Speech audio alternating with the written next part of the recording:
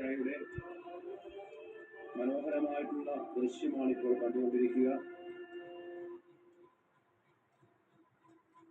കലാരൂപങ്ങളിൽ ഏറ്റവും പ്രസിദ്ധി ആർജിച്ച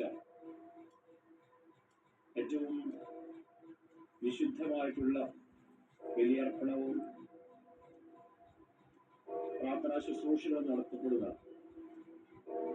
ഒരുപാട് മനുഷ്യർക്ക് ഒന്നിച്ച് ശുശ്രൂഷകളിൽ പങ്കുചേരാൻ സാധ്യതയുള്ള ഈ മനോഹരമായ ബസിലിക്കായുടെ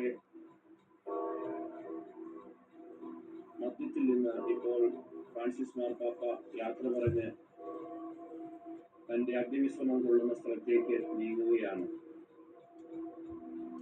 മാർപ്പാപ്പയുടെ ഭൗതിക ശരീരം ഒരു നിമിഷം പ്രധാന ആൾക്കാരുടെ മുമ്പിൽ അന്ത്യയാത്ര എന്നുള്ള രീതിയിൽ നിന്ന് യാത്ര പറഞ്ഞുകൊണ്ടാണ് ഇപ്പോൾ പോവുക.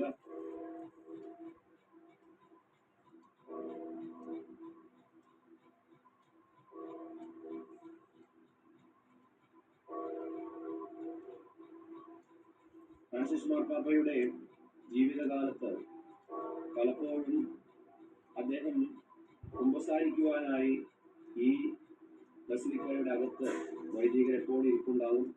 അവരുടെ അടുത്ത് പ്രത്യേകിച്ച് അറിയിപ്പൊന്നും കൂടാതെ തന്നെ വന്ന് കുമ്പസാരിക്കാൻ വരാറുണ്ട്. ചിലപ്പോഴൊക്കെ സമയം കിട്ടുമ്പോൾ മറ്റുള്ളവരെ കുമ്പസാരിപ്പിക്കാനായിട്ടും ഫ്രാൻസിസ് മാർപ്പാപ്പ ആദ്യകാലങ്ങളിൽ ഇരുന്നിരുന്നതായിട്ട് നമ്മൾ കണ്ടിട്ടുണ്ട്. അങ്ങനെ വിശുദ്ധ ബലിയർപ്പിച്ച, വിശുദ്ധ കുമ്പസാരം നടത്തിയ, മറ്റ് കൂദാശകൾ പരികർമ്മം ചെയ്ത, ഏറ്റവും പ്രധാനപ്പെട്ട തന്റെ ദേവാലയത്തോട് യാത്ര പറഞ്ഞുകൊണ്ട് മാർപ്പാപ്പ ഇപ്പോൾ മുന്നോട്ട് പോവുകയാണ്. ബസിലിക്കായുടെ പള്ളിപ്പണി ഈ വേദനയുടെ കാഴ്ചയെ ഓർമ്മിപ്പിക്കുന്ന വിധത്തിൽ ജീവരോധനം എന്നുള്ള രീതിയിൽ ഇപ്പോൾ മുഴങ്ങിക്കൊണ്ടിരിക്കുകയാണ്.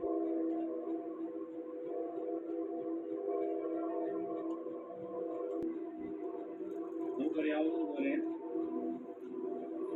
വിശുദ്ധ പത്രോസിന്റെ ഈ ബസിലിക്ക നിലനിൽക്കുന്നത്, കുടികൊള്ളുന്നത് വത്തിക്കാൻ എന്ന് പറയുന്ന ഏറ്റവും ചെറിയ രാഷ്ട്രത്തിന്റെ അകത്താണ്.